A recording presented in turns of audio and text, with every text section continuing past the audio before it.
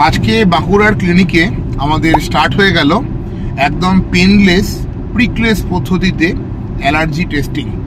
Painless প্রিকলেস, আগেকার দিন আমাদের পিন দিয়ে ফোটাতে হতো, হালকা হলেও পেন হতো, কিন্তু এটাতে কোনো রকম পিনের গল্প নেই।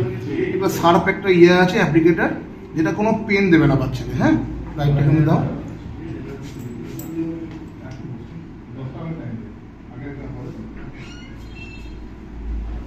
এরকম করে বসাতে হবে।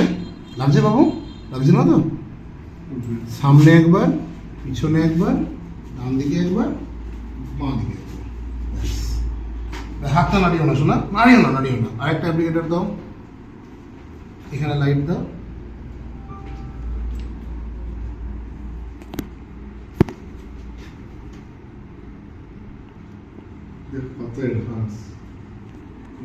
এরকম করে বসিয়ে সামনে একবার, পিছনে একবার, ডান দিকে একবার, বাঁ দিকে একবার। এবার এতদিন ধরে আমরা স্কিন প্রিক অ্যালার্জি টেস্টিং করেছিলাম একটা ল্যান্ডসেট দিয়ে। ল্যান্ডসেট মানে একটু শার্প একটা ডিভাইস, যেটা দিয়ে স্কিনটা হালকা করে প্রিক করে করে অ্যালার্জি টেস্টিং করা হয়। এবং সেখানে দেখা যেত যে অনেক সময় ছোট বাচ্চাদের প্রচণ্ড হাতে যন্ত্রণা করতো। নরম স্কিনে ল্যান্ডসেট প্রিক করলে যেমন পেন হয়, ঠিক সেরকম। তো সেই ব্যাপারটা নিয়ে এতদিন ধরে অনেক রকম রিসার্চ চলেছে, এবং ফাইনালি যখন অ্যাপ্লিকেটার টেকনোলজিটা অ্যাডপ্ট করা হয়েছে, যেটা কমপ্লিটলি একটা সিলিকন ডিভাইস, এটা এই পার্টিকুলার ডিভাইসটাতে কোনো প্রিকের গল্প নেই, এবং একসঙ্গে 10টা অ্যালার্জেনের ওপর পুরো জিনিসটাকে বসিয়ে আমরা অ্যালার্জি টেস্ট করতে পারবো।